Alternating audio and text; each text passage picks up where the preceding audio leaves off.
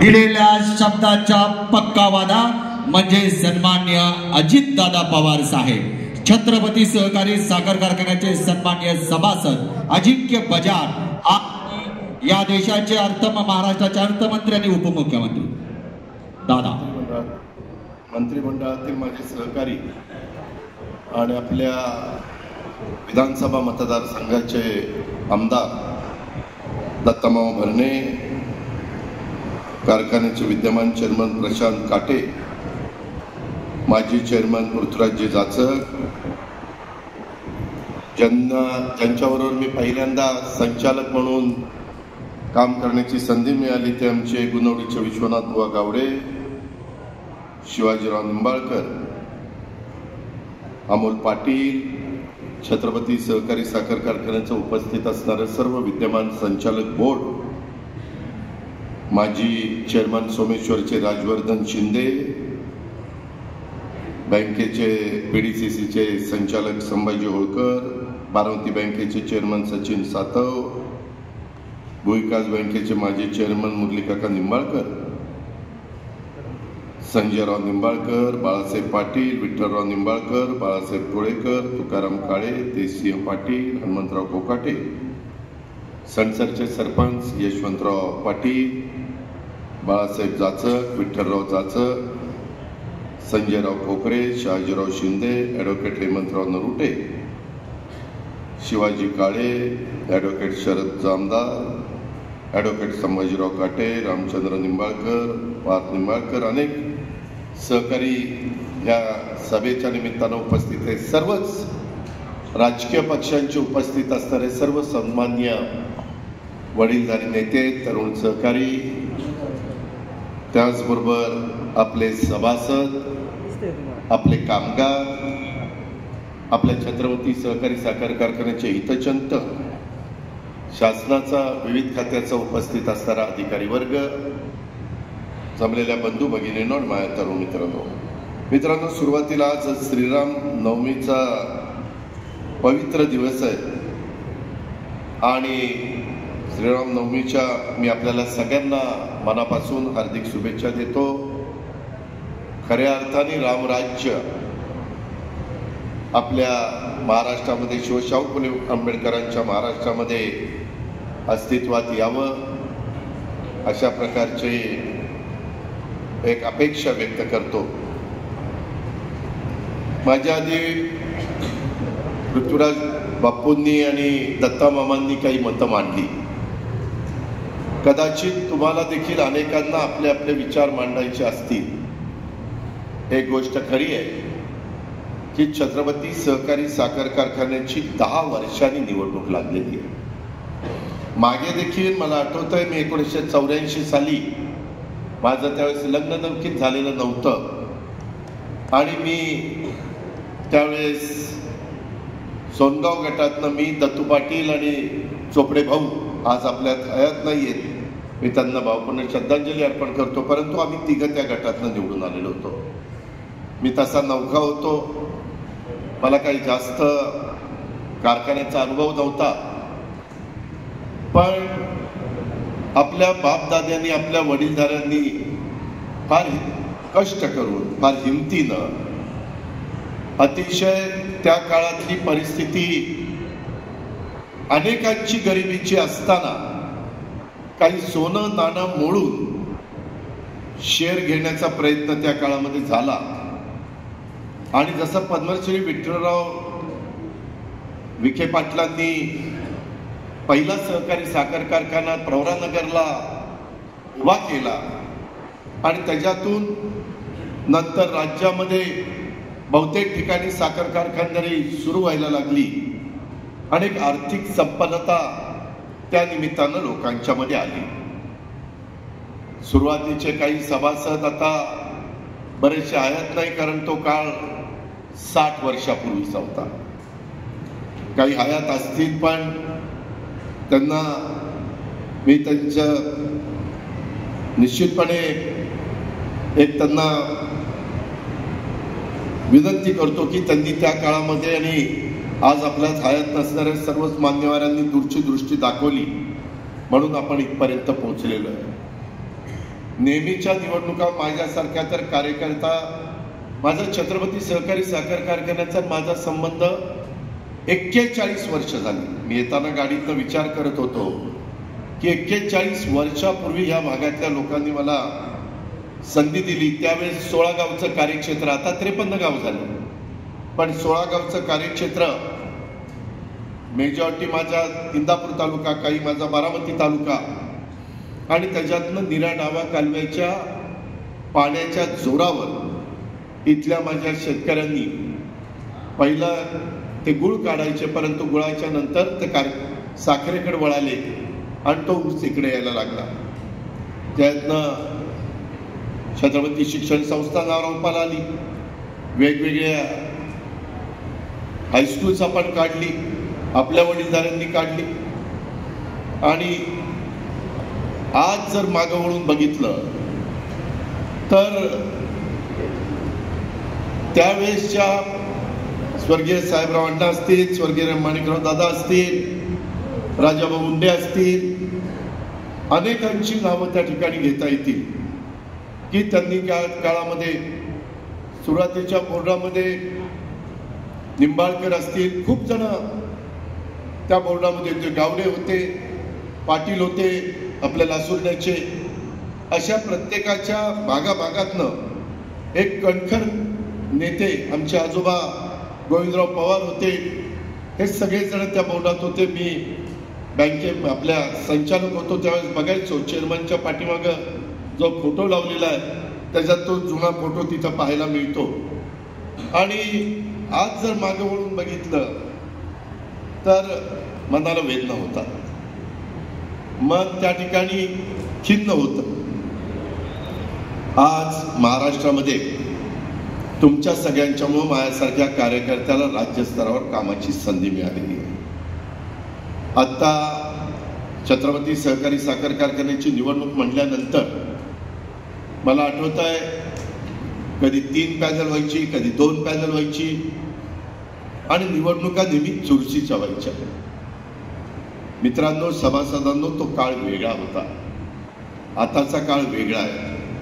आपण सभासदांनी, जसं तुम्ही पण आहात, मी पण आहे, आज सभासद 22,782 पात्र सभासद आहेत, 324 ब वर्गाचे सभासद आहेत आणि 53 गावातनं येतात. पण आजूबाजूला जर बघितलं राज्यामध्ये तर ऊसाची सहकारी साखर कारखानदारी ही अतिशय अडचणीत चाललेली आहे.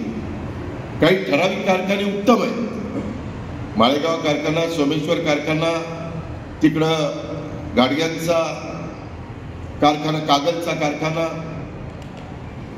सारे पाटलांचा, म्हणजे आता त्यांचे गणपतराव पाटील, त्यांचे चिरंजीव तो कारखाना, दत्त शिरोळ तो कारखाना असेल, कल्लाप्पा दादा आवाड्यांचा. परवाच मी तिथं एका कार्यक्रमाला गेलो होतो आणि मला पहिल्यापासून सुरुवात माझी राजकीय जीवनाला, सामाजिक जीवनाला साखर कारखान्यातनं झालेली असल्यामुळं मला थोडंसं 4 ठिकाणी गेल्यावर चौकशी करण्याची सवय. परंतु आपल्या पुणे जिल्ह्यात बोलायचं तर झालं तर भीमाशंकर सहकारी साखर कारखाना चांगला चाललेला आहे, दिलीपराव वळसे पाटलांच्या नेतृत्वाखाली. पण बाकीचे कारखाने, मी कुणाची टीका टिप्पणी करत नाही, आपण घरात बसलेलो आहे, आपला सगळ्यांचा प्रपंच त्या साखर कारखान्यावर आहे. उद्याच्याला मी नेहमी महाराष्ट्रात सांगतो की बाबांनो, खासदारकी, आमदारकी, जिल्हा परिषद, तालुका पंचायत, नगरपालिका, महानगरपालिका यामध्ये लोक थोडेसे वेगळ्या विचाराचे निवडून गेले तर विकास कामावर परिणाम होतो. पण तुमच्या माझं आर्थिक नाडी जशाशी जोडली गेलेली आहे, तो साखर कारखाना असेल, तो तुमचा माझा दूध संघ असेल, खरेदी विक्री संघ असेल, ह्या संस्था या डायरेक्ट विशेषतः दूध संघाची आणि आपला साखर कारखाना हा तिथं योग्य पद्धतीनं मॅनेजमेंट झाली नाही तर त्याची जबरदस्त किंमत सभासदांना मोजावी लागते. आणि नेमकं ते ह्या 10 वर्षाच्या काळामध्ये घडले.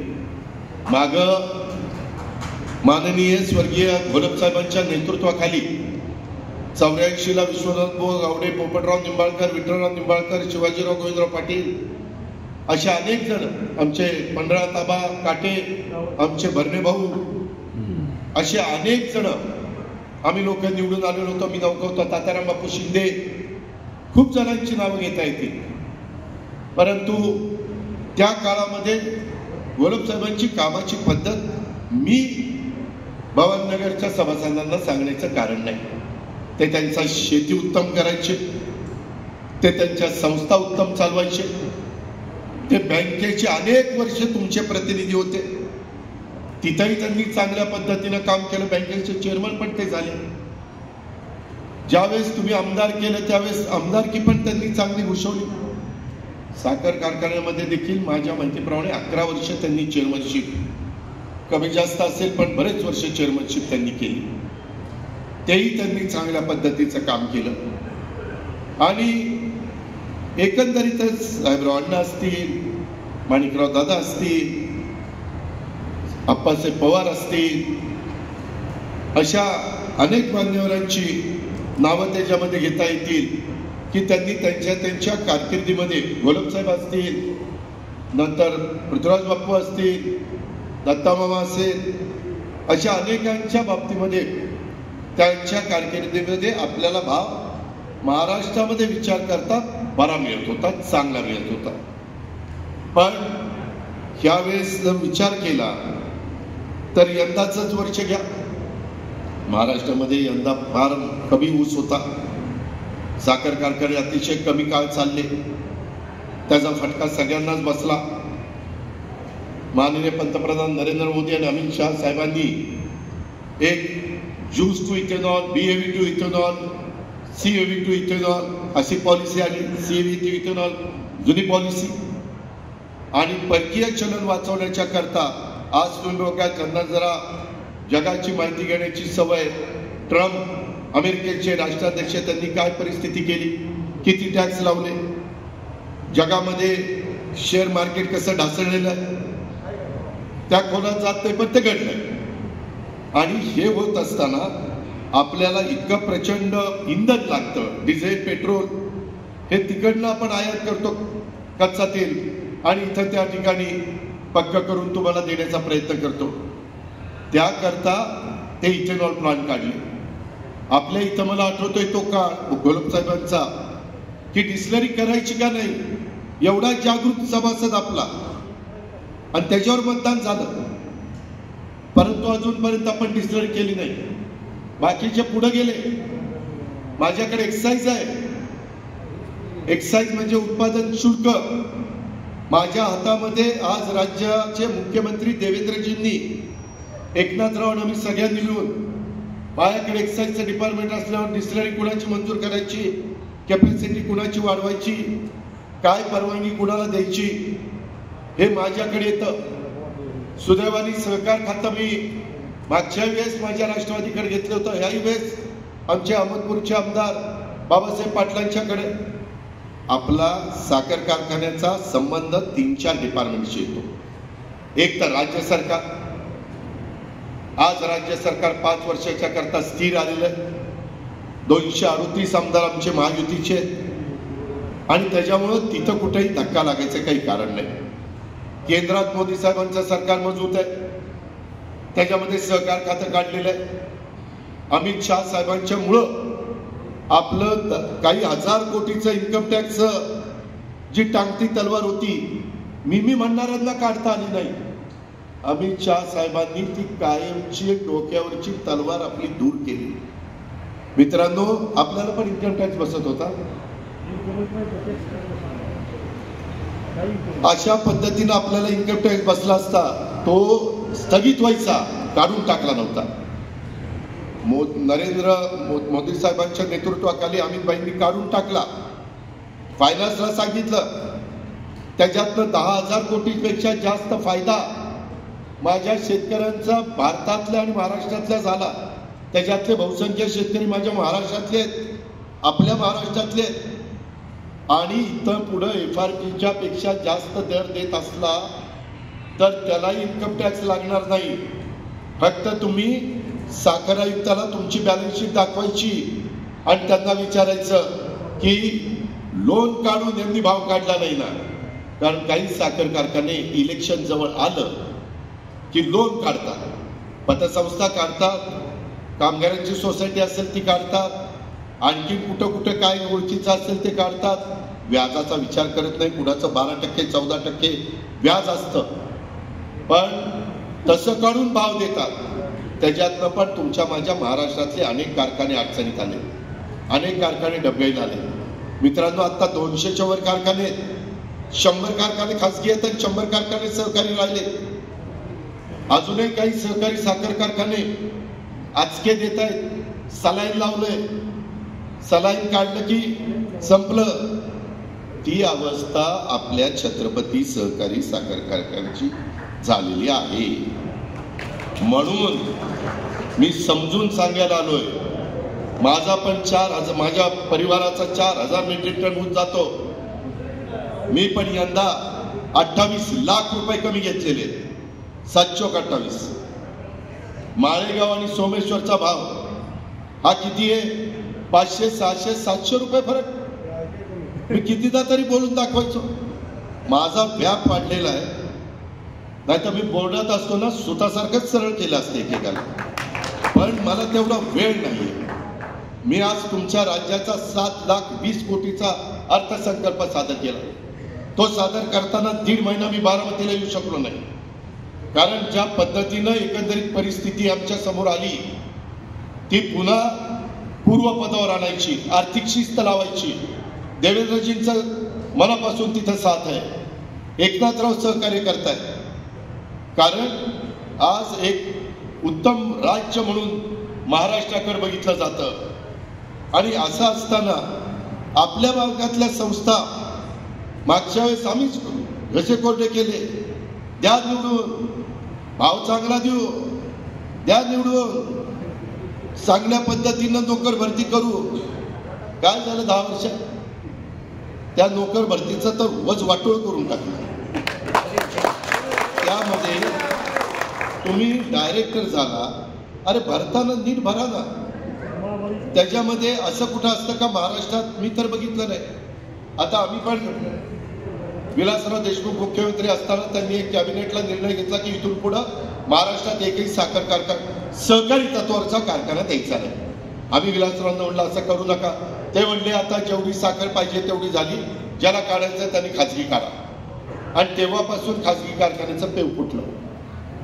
आणि ते खाजगी कारखाने काढत असताना त्यांना स्वतःचा इतका अधिकार असतो, इथं काही खरेदी करायची साखर आयुक्ताला विचारा, सहकार विभागाची परवानगी घ्या, ते बोर्डाची संपूर्ण परवानगी घ्या, अमुक करा तमुक करा.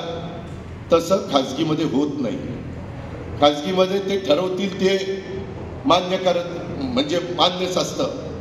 त्यामध्ये एकंदरीतच या 10 वर्षात मला वाटतं पहिल्यांदा अविनाश गोलप मुख्य होते ना चेअरमन, नाही पहिलं हे पॅनल निवडून आलेला कोण होतं? महावीर मागं होता का? अरे होता ना 7-8ला. ओके. ज्यावेळेस बाळासाहेब चेअरमन केलं, गोलप साहेबांचे चिरंजीव म्हणून, त्यावेळेस नंतर मला म्हणले की दादा काही मला जमत नाही, तुम्ही मला मोकळं करा. मग आम्ही प्रदीप निंबाळकरांना केलं.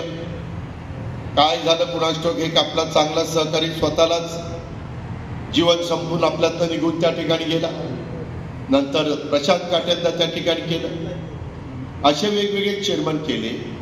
पण ज्या पद्धतीनं आजही कारखान्याला आपल्या 173 कोटी रुपयाचा लॉस आहे. आज भांडवली कर्ज, मुदत कर्ज, मध्य मुदतीचं कर्ज SDFचं 27 कोटी आहे. मध्य मुदतीचं कर्ज वीज निर्मितीचं 11 कोटी आहे. आत्मनिर्भर कर्ज 4.25 कोटी आहे. बुलढाणा अर्बन बँक 4 कोटी आहे. आणि राज्य सहकारी बँकेच्या हमीवर अमित शाह साहेबांनी 128 कोटी रुपये आपल्याला कर्ज दिलं. ते का दिलं?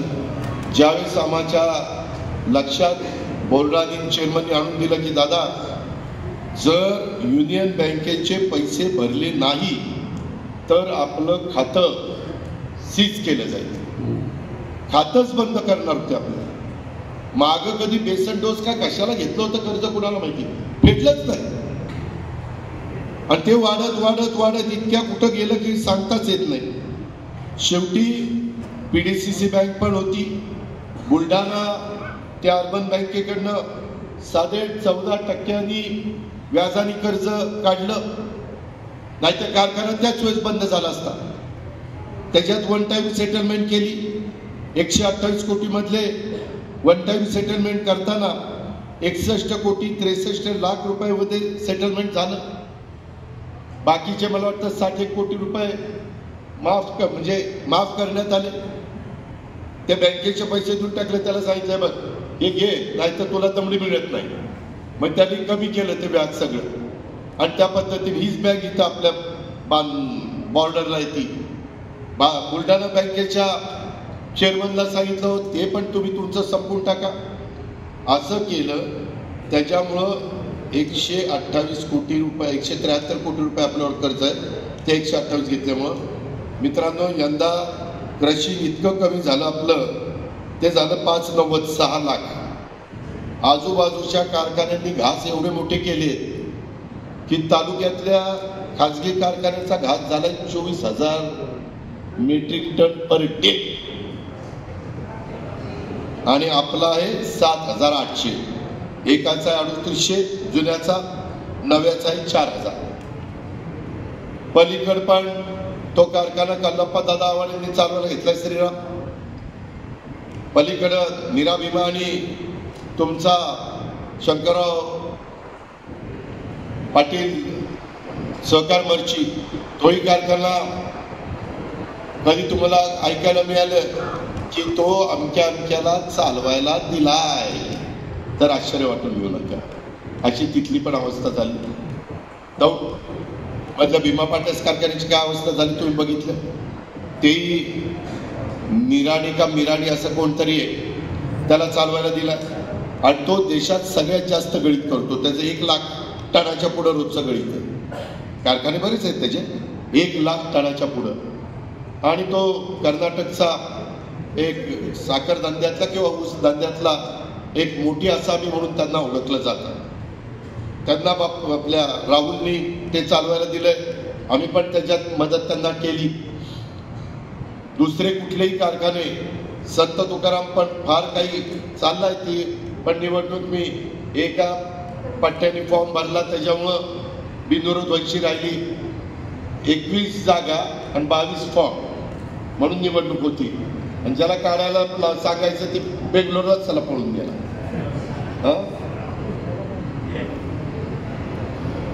अनुराध नाही, संत तुकाराम आत्ता चालूच आहे. माझं मतदान नाही झालं. अनुराज पण बोरकर साहेब वारले, MD होते जुन्नरला, विघ्नर सहकारी साखर कारखान्याला. कष्टाने कारखाना उभा केला, पण पुढच्या पिढीला तो चालवता येईल ना. तोही आता जवळपास बंद अवस्थेत आहे. कदाचित ते विक्रीला काढतील. मला वाटतं PDCC बँकेचं त्यांच्यावर लोन आहे. PDCC बँकेचं लोन आहे. आणि ही सगळी अवस्था, घोडगंगा ती बंद पडलाय, ती चालवण्याच्या करता आमचे प्रयत्न चाललेले आहेत. राजगड सहकारी साखर कारखाना अजून ती 1800वरच राहिला, ते पण काही फार चांगला चाललेला नाही. ही आपल्या जिल्ह्यातल्या साखर कारखान्यांची अवस्था आहे. आणि असं असताना मी इलेक्शन लागल्यानंतर या काही कोर्टबाजी हे ते करून इतकं इलेक्शन पुढे गेलं की या पट्ट्यांना 5च्या ऐवजी 10 वर्ष मिळाली. कुठलं नशीब घेऊन जन्माला आली ती कोणामुळे. आता 10 वर्ष झाल्यावर माझं स्पष्ट मत आहे, तुम्हाला 10 वर्ष मिळाली, आता बास.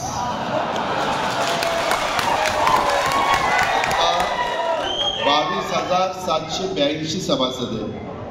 10 वर्षामध्ये राजेंद्र समाधान मानला भुयालं नाव लागलं, गावडेचं नाव लागलं. नारायणा कुठे नाव लागलं, बाळासाहेबा नाव लागलं. बाद झालं. आता माझं स्पष्ट मत आहे, हातात तुमचा अधिकार आहे, पण माझं मत आहे यावेळेस चांगले त्या ठिकाणी चेहरे आपण घेऊ. तुमचेही चांगलेच आहे, पण त्या बाबतीमध्ये ज्याचा राजकारणाशी संबंध नाही, धंदा म्हणून ते त्या ठिकाणी बघतील.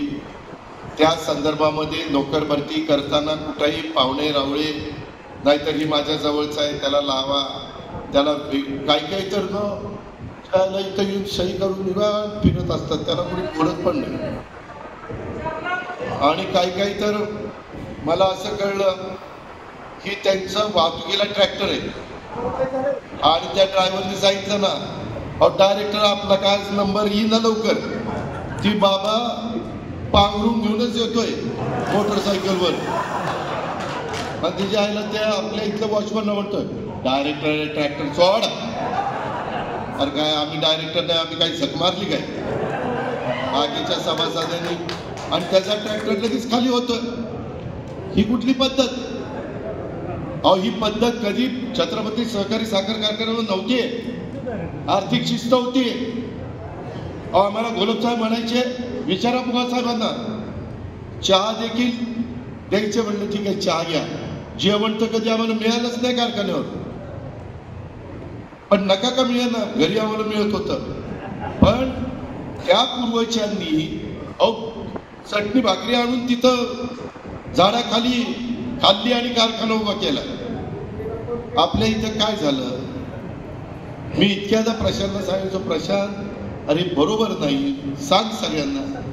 दादा माझं ऐकतच नाही.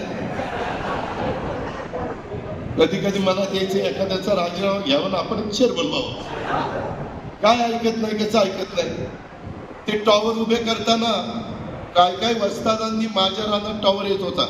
मी सर्व्हिसला आहे हो का, मी टॉवर उभा करून देतो, पण मी रिटायर झाल्यावर माझं पोरग तिथं लागलं पाहिजे असला करार केलाय. दुनियेत असला करार दिसणार नाही.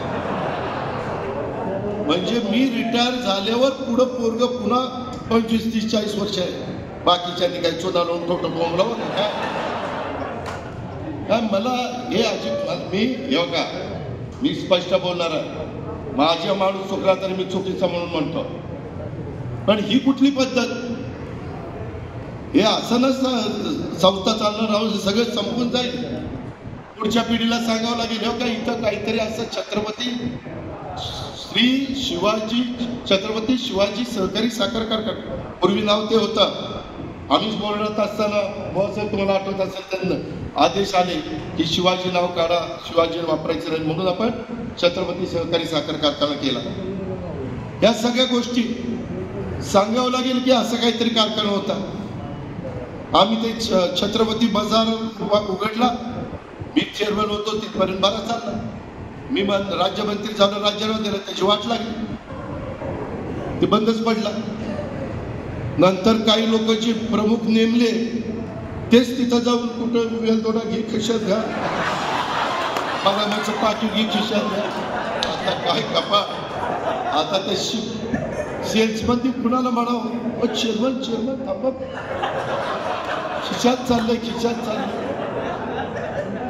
म्हणजे कोण आता कुंपण खायला लागलं तेव्हाच म्हणा. हे जे ते बंद पडलं. काय आपली शाळा आहे छत्रपती शिक्षण संस्था, काही नियमाने नाहीये, त्याच्यामध्ये बिंदुवान निभावली पाळली नाहीये. कोण हाय जवळचा हे चिटकवला आणि पुन्हा नंतर कितीतरी वर्ष झाली की त्याला करापण म्हणा. आज काय पलीकडच्या शाळेची अवस्था आहे. अहो ह्या शाळेमध्ये नीट करायचं म्हटलं तर 25 कोटी रुपये घालावे लागतील, तेव्हा ती शाळा नीट होईल. आणि 25 कोटी रुपये घालायचे तर तुमचे 300 रुपये टनाला कापावे लागतील. म्हणजे आधी 2800 भाव आणि 300 कापल्यावर तर 2500च. ही अवस्था आहे. त्याचाही बद्दल आपल्याला निर्णय घ्यावा लागेल शांत डोक्याने, कारण ती जुनी इमारत खराब झालेली आहे, ती चांगली बांधावी लागेल. आपलं इंग्लिश मीडियम आहे का नाही, तिथं कोणी येतच नाही. आणि त्या इंग्लिश मीडियम मध्ये शिकणाऱ्याला इंग्लिशच येत नाही, असलं आपलं इंग्लिश मीडियम. कारण बरेच जण माझ्या पिंपळीला येतात काय विद्या प्रतिष्ठानला किंवा आमचं ते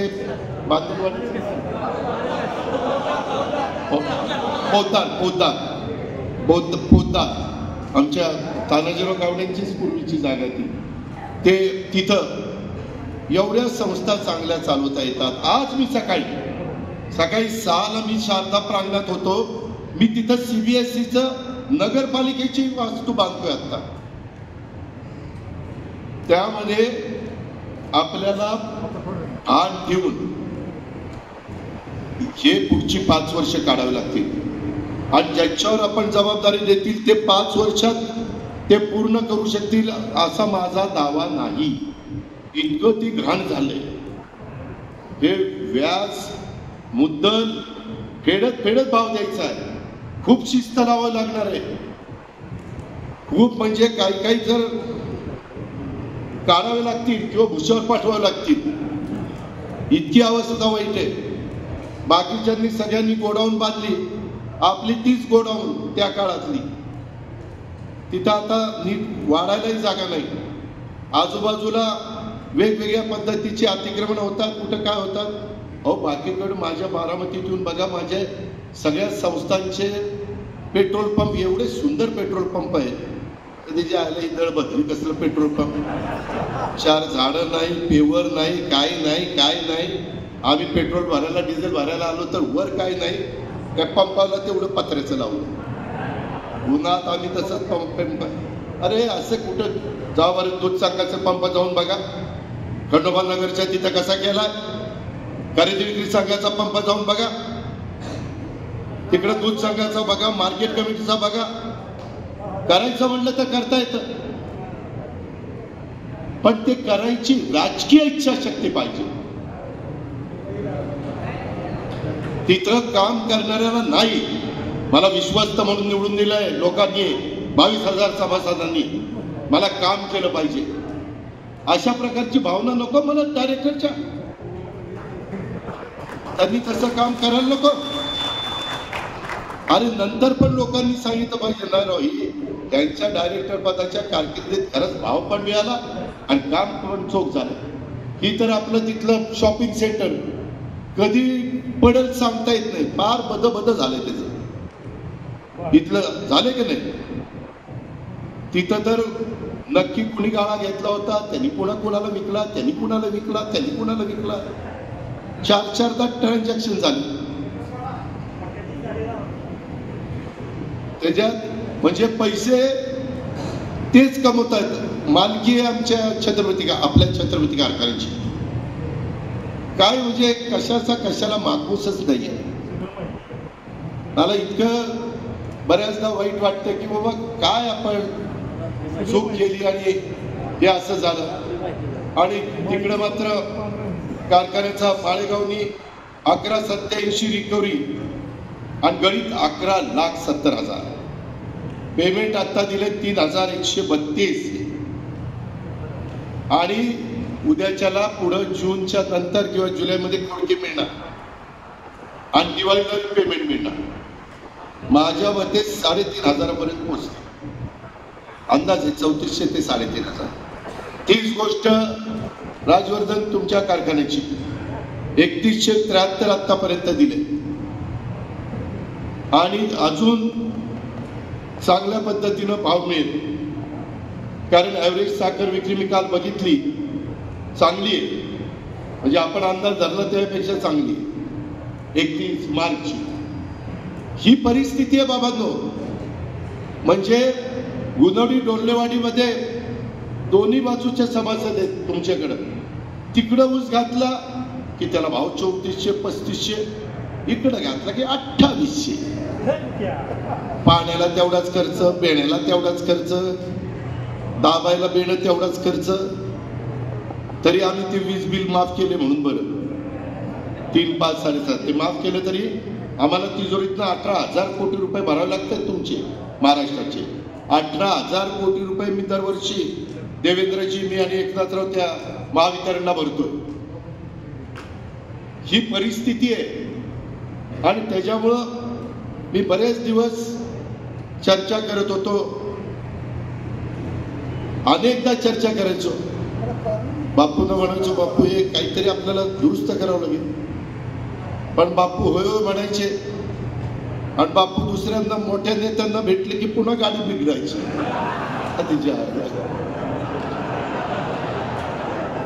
अरे आता शेवटी हे आपलं सर्वस्व आहे रे.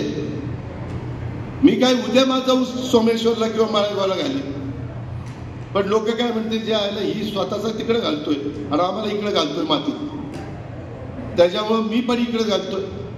पण आता आपल्याला मनाचा मोठेपणा दाखवून काहींना वाईट वाटेल माझं ऐकल्यानंतर, पण तसं कठोर निर्णय घेतल्याशिवाय गत्यंतर नाही.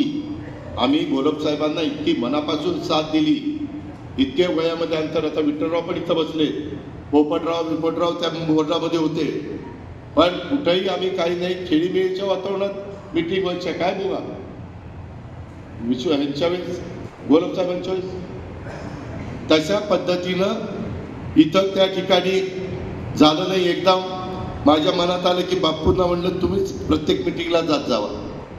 ते काही दिवस गेले, जी बापूला काय केलं कुणाला माहिती. बापू म्हणले नको, मला त्या कारखान्यातच जायला नको.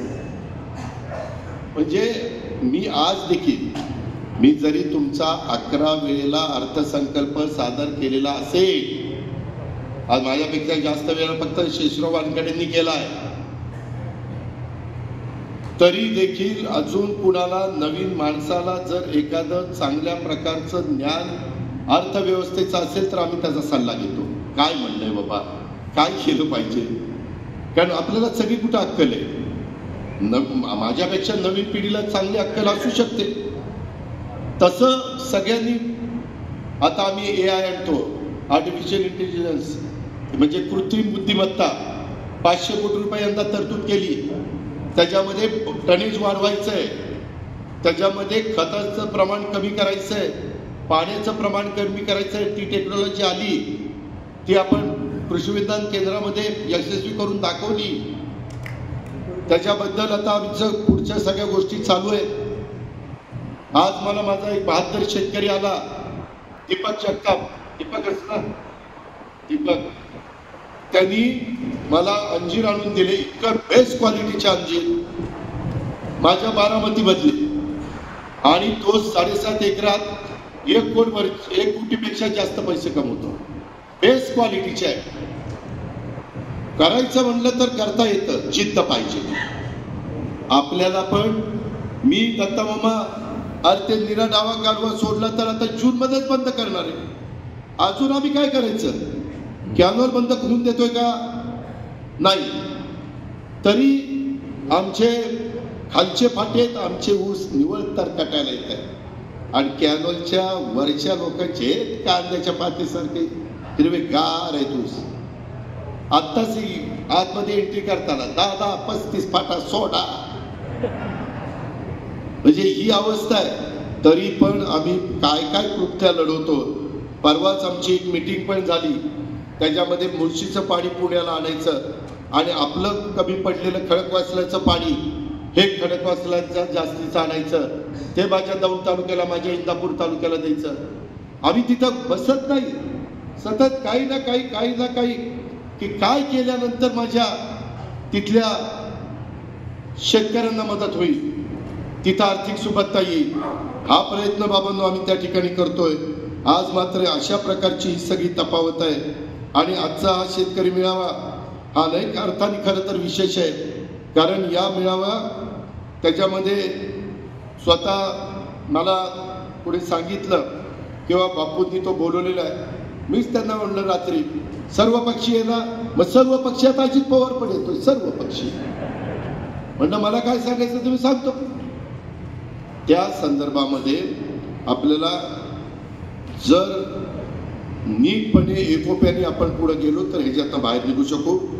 मी दत्तामामा आम्ही राज्य सरकारमध्ये देवेंद्रजी चांगल्या कामाला नाही म्हणत नाही, त्याच्यामुळं सहकार विभागाचे किंवा माझ्या एक्साईजचे, आमच्या ऊर्जा विभागाचे, आमच्या फायनान्सचे आणि आमच्या या सगळ्या डिपार्टमेंटचे संबंध येतात, NCDCचे हे राज्य सरकारशी संबंधित येतात.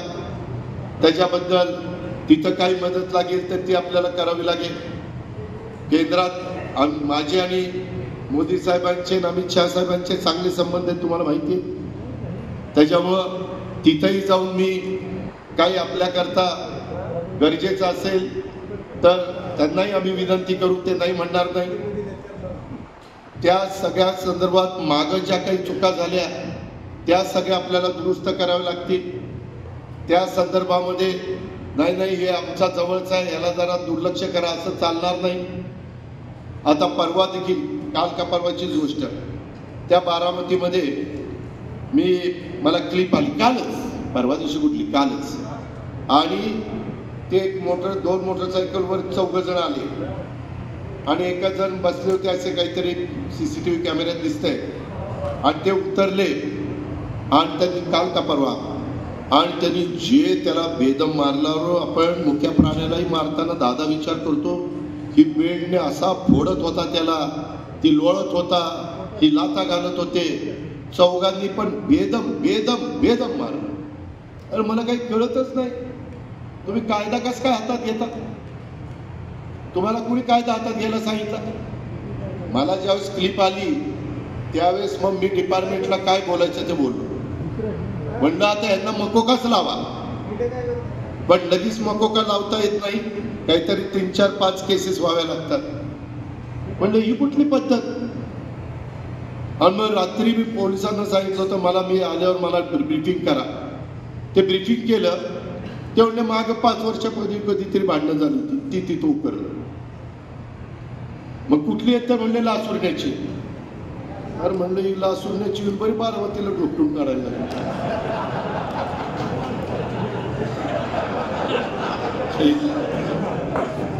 आम्ही आपलं जाऊ दे बसतोय तर काही झालं. हे असं चालणार नाही. त्याच्या संदर्भामध्ये ते गरीब आहे, तमुक आहे, ते बेल्ट कसा मारत होते, कशाचा गरीब आहे, लाथा मुक्या मारतोय गरीब आहे.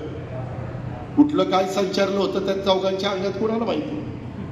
हे असलं चालणार नाही. आपल्याला पण फार नियमाने करावं लागेल. उद्याच्याला बोर्ड करत असताना ज्यांचे ट्रॅक्टर कारखान्यावर वाहतुकीला आहेत अशांनी फॉर्म भरू नका. तुम्हाला धंदा करायचा ना, तोडणी वाहतुकीचा धंदा करा, पण तुम्ही धंदा करणार आणि शिवाय तोडणी वाहतुकीच्या निमित्तानं पुन्हा तिथे येऊन म्हणणार. नाही म्हटलं तरी त्या चिटबॉयवर प्रेशर येतच. हे मला चांगला बळ दे, जरा लांबचा मला रस्त्याचा दे ना, तिकडं कुठं टाकलंय? होय साहेब रस्त्याचा घ्या. मग ते कुणाचं लांबनं कसं किलोमीटर दाखवायचं काय सगळी, अरे बापरे. काय तर ऊसाचं टनेज काढण्यापेक्षा ह्याच्यातनं कसं त्यांचं डोकं चालतं, तीच डोकं जरा टनेज वाढवायला घाला ना तिथं. हे असल्या गोष्टी होता कामा नये. त्यांची प्रतिमा तिथं चांगली असली पाहिजे. मागं जसं आपलं बोर्ड असायचं पूर्वीच्या काळात तशा पद्धतीनं स्वच्छ कारभार करणार, स्वच्छ प्रतिमा असणार. नाहीतर उगीच काहीतरी आपलं संध्याकाळ झाली, याला बाबा चंद्रावर कुठल्या अधिकाऱ्याला फोन केला की जी त्याला शिवायची वाकवली की त्या अधिकाऱ्यांनी परत फोनच उचलला नाही पाहिजे.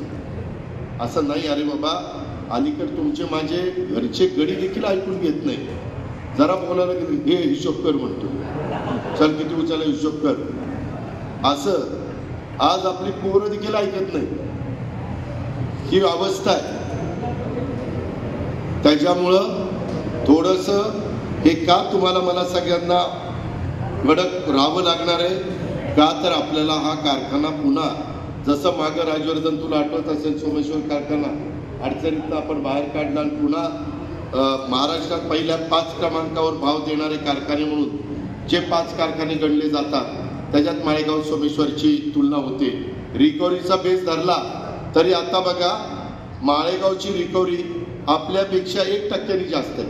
तिथं 400-500 रुपये वाढले आणि हे तर फार सोमेश्वर आपल्यापेक्षा 3% जास्त आहे, म्हणजे तिथं 700 रुपये वाढले.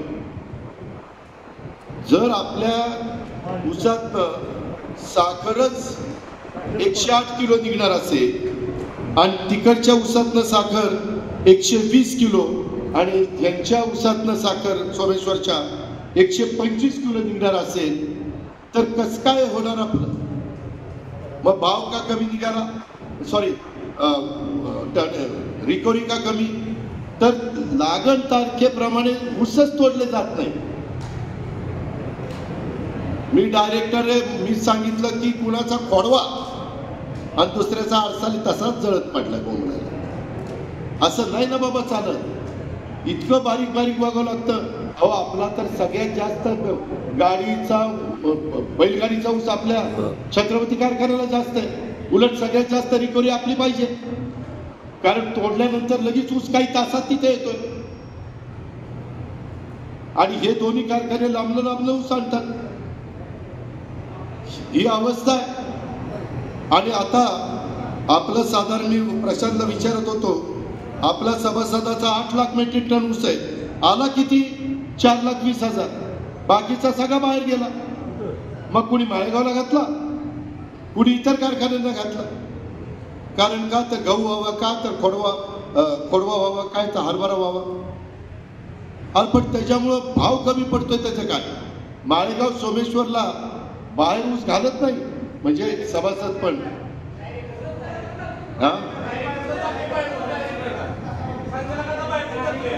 हा तो आता तर नवीनच काढले.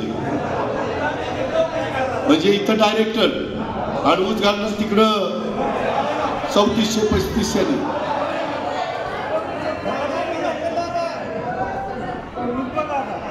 याला ज्या डायरेक्टरने केले त्याला जनाची नाही मनाची काहीतरी थोडीशी. तुम्ही विश्वस्त आहेत आमचे आणि तुम्ही जर असं करायला लागला आणि आम्हाला म्हणणार तुम्ही घाला इकडं ऊस आणि मी तिथं येतो आणि डायरेक्टरची घुसवतो, माझा ऊस मात्र जिथं चांगला आहे तिथं घालणार आहे. अरे पट्टे,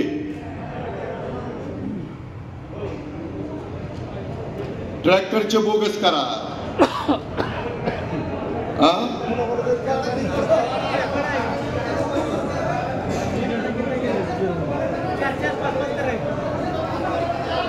ऐका, आपल्याला मी तुम्हाला सांगतो, पुढं आपल्याला टप्प्याटप्प्याने हार्वेस्टरवर जावं लागेल. आपला मांजरा सहकारी साखर कारखाना 100% हार्वेस्टरवर गेला. अनेक कारखाने जायला लागले. उद्याच्याला आपल्याला जावं लागेल. आम्ही काय स्कीम करायची ती राज्य सरकार करू. मी तुम्हाला सगळ्यांना, माझ्या घरच्या लोकांना सांगायला आलोय की बाबांनो, केंद्र सरकार राज्य सरकारची जबाबदारी त्या ठिकाणी माझी आणि दत्तामामाची राहील, आमच्या मुख्यमंत्र्याची राहील, आमच्या बाबासाहेब पाटील सहकार मंत्र्याची राहील. तिथं आम्ही कुठं कमी पडणार नाही. पण इथं आपल्याला आता 900 फॉर्म भरणार. मी उद्याच्याला फॉर्म भरायच्या आधी का सांगतोय की उगीच तिथं फार फॉर्म भरत बसू नका. लिमिटेड फॉर्म भरा, त्याच्यामध्ये योग्य पद्धतीनं काही फॉर्म भरा आणि जे आम्ही अंतिम यादी त्या ठिकाणी करू त्यावढ्याबद्दलच आपल्याला ठेवावं लागतील. आपल्या 1 नंबर गटात 2, 2 नंबर गटात 2, 3 नंबर गटात 2, 4, 5, 6, 3, 3, 3, ब वर्गात 1, अनुसूचित 1, महिला 2, ओबीसी 1, NT 1, असे 21 आहेत. 7 ते 15 त्याच्यामध्ये 16ला छाननी, 17ला त्याच्यामध्ये यादी लावतील. 2 वाजेपर्यंत उमेदवारी, 2-5 पर्यंत ना,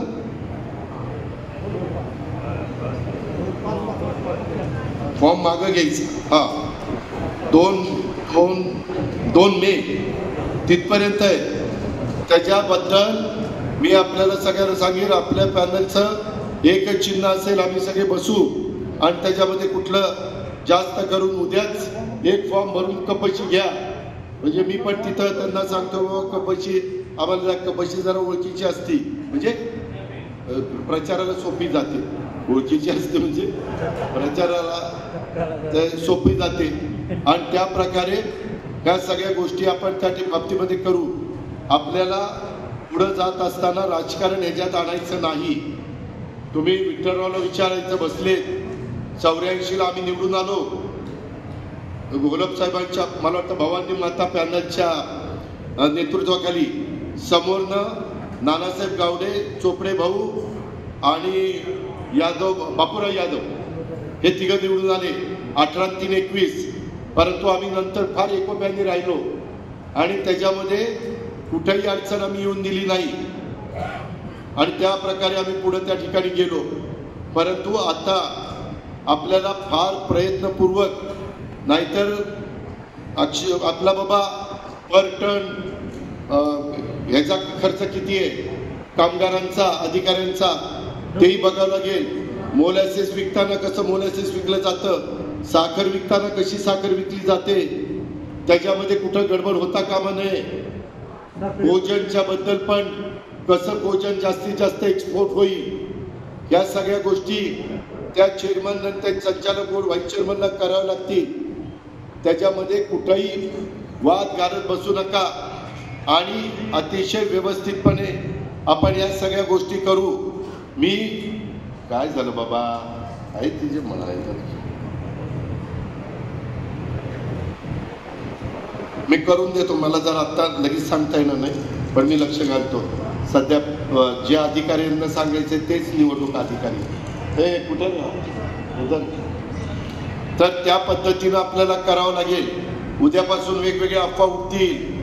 काय रो दादाचं बापूचं काय जुगाड जमले का काय काही जुगाड बिगाड जमलेलं नाही. हे आपलं पूर्वजांचं वैभव आपल्याला पुन्हा पूर्वीचे दिवस आणायचे म्हणून करतोय. बाकी वैयक्तिक इंटरेस्ट काही आमचा नाही. कारखान्याच्या निवडणुकीवर आमच्या राजकीय निवडणुकीचा काही तसा अर्थार्थी संबंध नसतो. कितीतरी लोकांच्याकडे साखर कारखाने तरी निवडून आमदारकीला खासदारकीला येत नाही ही परिस्थिती. त्याच्यामुळं आपल्याला आपला धंदा बघायचा, आपल्याला आपला प्रपंच बघायचा.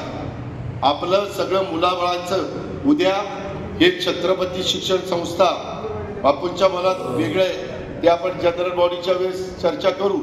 तुम्हाला सगळ्यांना विश्वासात घेतल्याशिवाय त्याच्यामध्ये काही करणार नाही. पण तिथंही कठोर निर्णय आपल्याला घ्यावा लागेल. त्याच्याबद्दल काही पावलं अशा अनेक ठिकाणी आपल्याला उचलावी लागतील. आणि उद्या आपण सगळे एकत्र आल्यानंतर आपलं पॅनल येणार. ही काळ्या दगडावरची पांढरी रेघ आहे त्याच्याबद्दल कुणाला ज्योतिषाने सांगायची गरज नाही. पण ही निवडणूक बिनविरोध करण्याच्या करता सगळ्यांनी सहकार्य करा अशी माझी विनंती आहे. ते होणार नाही हे मलाही माहिती आहे. मी एकदा सोमेश्वरची निवडणूक बिनविरोध केली होती 2002ला. तसा आपण प्रयत्न करू. पण आता ज्यांनी अनेक वर्ष वेगवेगळी पदं भोगलेली आहेत तिथं त्यांनी जरा थांबा. आता नवीनला कुणाला तिथं संधी आपण देऊया आणि त्यांनाही काही आणि त्यांचे थोडेसे विचार व्यवस्थित आहेत जे अभ्यास करून बोलतील तिथं ऐकतील. जो चेअरमनला तिथं त्रास देणार नाही. त्याच्यामध्ये काही तर कामगारांच्या मध्ये पण एकाने तरी एमडीलाच काहीतरी उगारलं होतं. काय मारलं होतं? पाईप उगारला होता. आता एमडीला पाईप उगारला तर त्या कामगारावर ऍक्शन घ्यायला नको. तरी काही डायरेक्टर जाऊ दे त्याला माफ करा. अरे तुम्ही त्याला माफ केलं तर दुसरे म्हणतील ह्यानी पाईप उगारला तरी ह्याला काय ह्याचं वाकडं झालं नाही. दुसरा लाकूड उगार आणि तिसरा कोयताच उगार. असं नसतं. कामाला लावेपर्यंत आम्ही आता अनेक ठिकाणी मी मामा अनेक वेगवेगळ्या ठिकाणी लोक कामाला लागतो. कामाला लावेपर्यंत आम्ही कामाला लागल्यावर त्यांनी इमारतीद्वारे कामच केलं पाहिजे. 10 ते 5 ड्युटी असेल तर तिथं ड्युटीच केली पाहिजे. ज्याला तिथं सही करणं ती सकाट्या सगळं दुनियेचं राजकारण चर्चा करत बसतात. ट्रम्प ती कशामुळे वाढवले असेल टॅक्स. अरे तिथं काम कर ना. ट्रम्प काय केलं तुला काय सांगितलंय? काम करायला सांगितले ना. हे जे काही आहे किंवा वेगवेगळे लोक वेगवेगळ्या दबावाला घाबरतात असं चालणार नाही. त्याच्यात सगळ्यांना म्हणजे अक्षरशः चेअरमनला तर खुर्ची टाकूनच बसावं लागेल,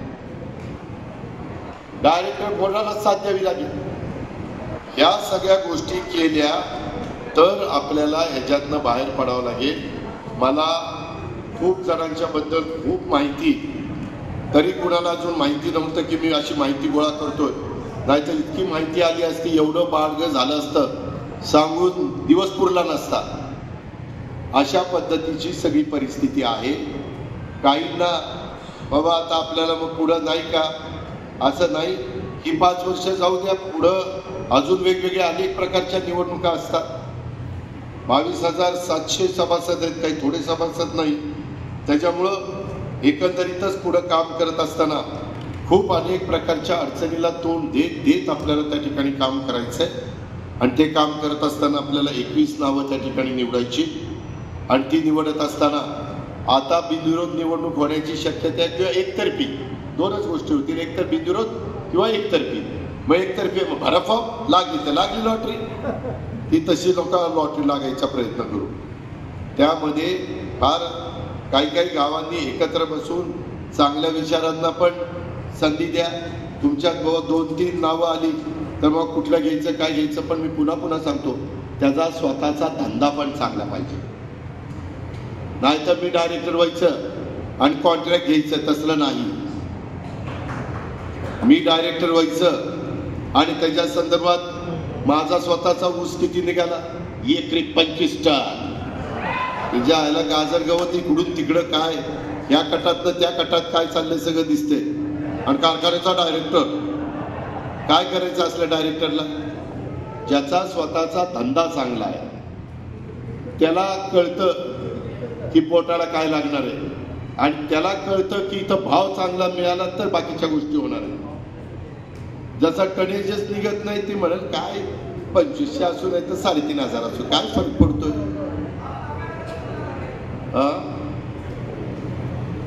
ह्या पद्धतीनं आपल्याला सगळ्या गोष्टी कराव्या लागतील. आणि मी त्या संदर्भामध्ये बापूंना सांगितलं की बापू, मी अनेक वेगवेगळ्या लोकांची, मी दत्तामामाशी पण चर्चा केली, अनेकांचीच केली.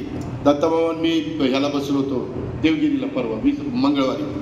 मी प्रशांतची पण चर्चा केली. प्रशांत म्हणला दादा मला काही गोष्टी सांगायच्या. म्हटलं कधी सांगतोस, म्हणलं मला वेळ पाहिजे.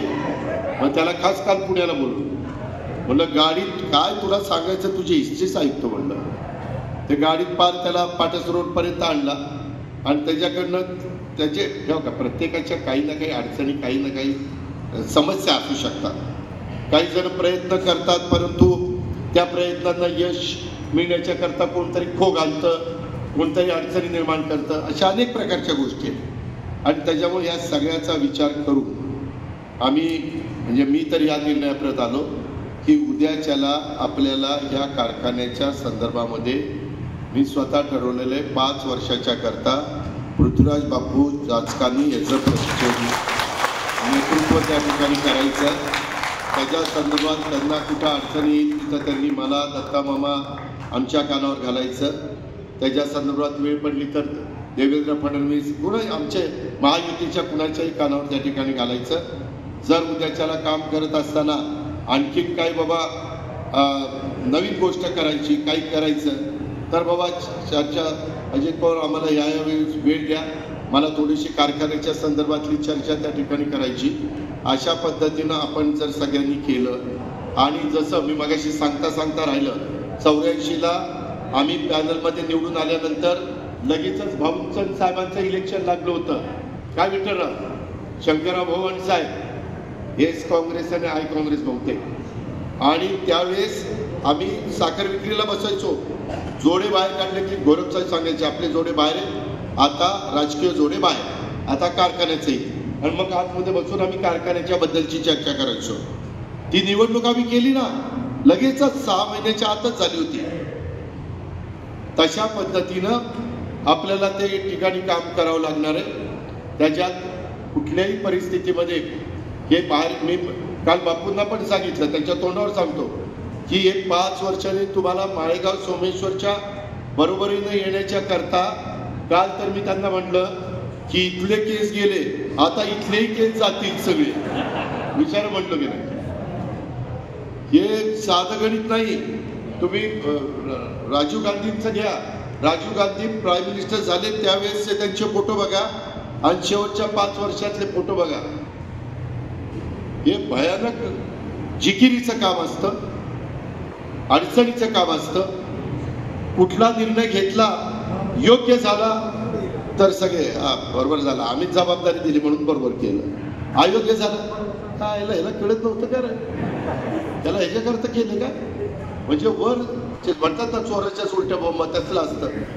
त्याच्यामुळं खूप त्याला अडचणी येत असतात. त्याच्यामुळं आपल्याला सगळ्यांना मिळून त्यांना आणि जे 21 त्यांच्या सकट 21 ते सोडून 20 लोक आपण निवडू. त्या संदर्भामध्ये मी पुन्हा सांगतो, त्यांची प्रतिमा स्वच्छ पाहिजे. त्यांची जनमानसामध्ये त्यांना लोकांनी म्हणलं पाहिजे बाबा हे योग्य माणूस निवडला. आता ही 21 चिठ्ठी आमचा कारखाना 100% अडचणीतनं बाहेर काढतील हा विश्वास पण ते पॅनलचे उमेदवार बघितल्यानंतर लोकांना वाटला पाहिजे. याच गोष्टीची चर्चा बापू आपली झाली. कारखान्याच्या मध्ये 21 लोक निवडताना सगळ्या शेतकऱ्यांना पण किंवा ही लोक योग्य आहेत आणि यांनाच दिलं पाहिजे, हे चांगलं काम करतील या प्रकारे. नाहीतर उगीच पुन्हा ते चेअरमनला यांनी पाय खेचायचे त्यांनी पाय खेचायचे भांडणं त्याच्या वाट्यावर येतात. मग बातम्या, मग ब्रेकिंग न्यूज, मग काय ते कुणी बातमी सांगितली की काय म्हणतात कसल्यामुळे बातमी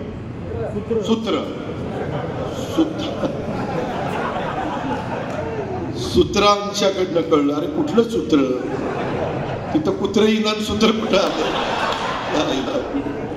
आणि त्याच्यामुळं आपल्याला मी खरं तुम्हाला सांगतो, आज आपल्या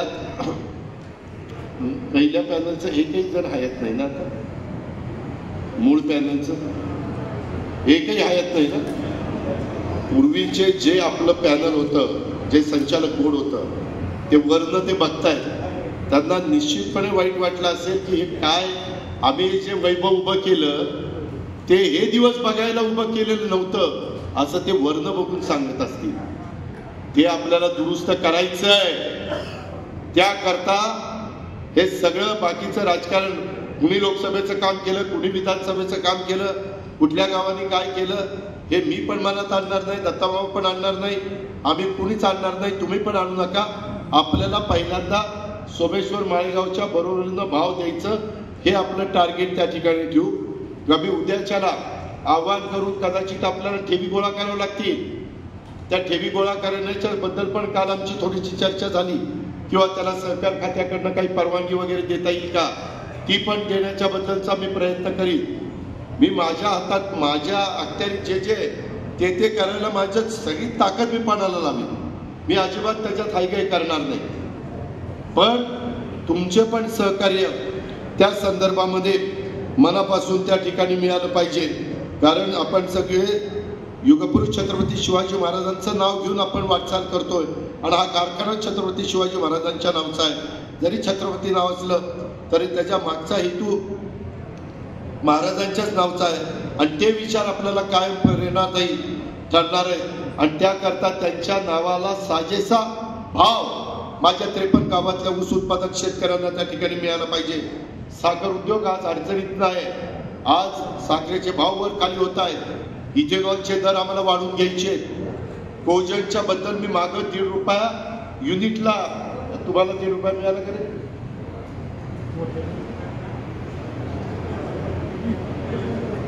पहिलं पीपी असल्यामुळं आपल्याला नाही, पण बाकीच्यांना मी ₹1.5 जास्त दिला.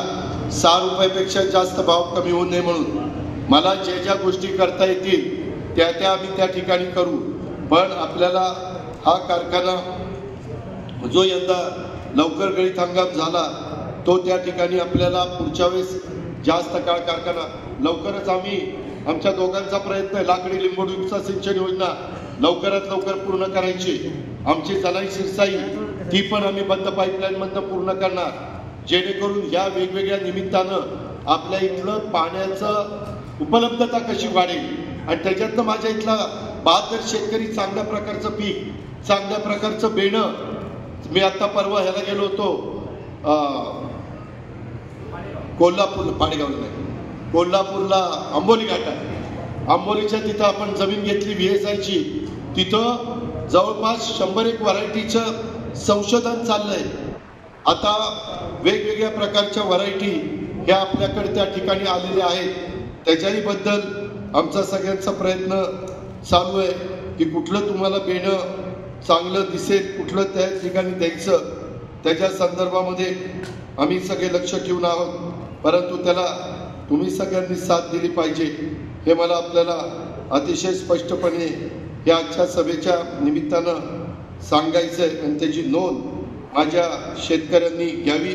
आपण इतके दिवस 265, त्याच्यामध्ये 1502, 15/012, 7219, 8005, 10001, 13007, 15006, 18121, 86032 ह्या वेगवेगळ्या व्हरायटी आहेत. अजून पण वेगवेगळ्या व्हरायटीचं काम चालू आहे.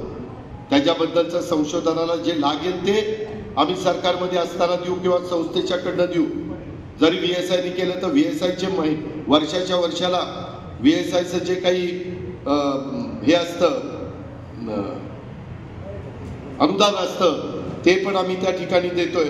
ह्या सगळ्या गोष्टी बघा नीट ठेवले. अजून कुठली कुठली बेणं लावायचं, बेणी कुठली लावायची ते त्याने काय केलं माझ्या हाताला सारखं काळच लागते. हे बघा आपल्या कारखान्याचं हे काळ काळ झालंय. तू मी कुणाच आहे मंडपवाल्याने बरं काळ दिलं कारण आपल्याला ते स्वच्छ करायचंय. आणि मी खरंच सांगतो, आपण जरी बापूंच्यावर जबाबदारी टाकली तरी ती त्यांना इतकी सोपी नाही. त्याच्यामध्ये तुम्हाला लगेच तुम्ही पुढच्या वर्षी अपेक्षा करू नका हा आता भाव वाढला पाहिजे. त्याला काही कळ काढावी लागेल आणि ऊस इथं घालावं लागेल. आम्ही लवकरात लवकर कसं त्याच्यातनं बाहेर पडू ह्याच्याकरता आमचं सर्वस्व पणाला लावू. त्याच्यात कुठं आयडिया होणार नाही. आम्ही पणाला लावत असताना तुम्हाला काही तुमच्या सुपीक डोक्यातनं कल्पना सुचली तुम्ही जरूर मला सांगा, मामाला सांगा, बापूला सांगा, आणखी कुणाला त्याच्यामध्ये बोर्डामध्ये जे येतील ते त्या ठिकाणी सांगा. त्या ठिकाणी सांगा. त्या प्रकारे आपण त्या बाबतीमध्ये करू. आणि म्हणून काल माझं बापूंचं ज्यावेळेस बोलणं झालं त्यावेळेस मग मी विचार करत होतो की कसं काय करायचं काय नाही. तर त्यांनी ऑलरेडी आज मीटिंग बोलवलीच होती सर्व पक्षीय. मग मी म्हणलं सकाळी आपली पण एक हे काढा, व्हॉट्सॲप फिरवा की मी पण त्या मीटिंगला जाणार आहे. त्याच्यामुळं आपण पण मोठ्या संख्येने उपस्थित राहिला. तुम्ही सगळे ऐकायला आले ही काय सांगणार आहे कुणाला माहिती. त्याच्यामुळं आता ऐकलेलं आहे. आता मला प्रतिसाद द्या, तुम्ही मला सहकार्य करा. आपण सगळी मिळून आपलं अडचणीमध्ये आलेलं हे वैभव पुन्हा आपले पूर्वीचे दिवस प्राप्त करण्याच्या करता एकमेकाला साथ देऊ. अशा प्रकारची आग्रहाची, नम्रतेची, कळकळीची विनंती मी आपल्या सर्व सहकाऱ्यांना करतो आणि या ठिकाणी थांबतो. जय हिंद, जय महाराष्ट्र. धन्यवाद दादा.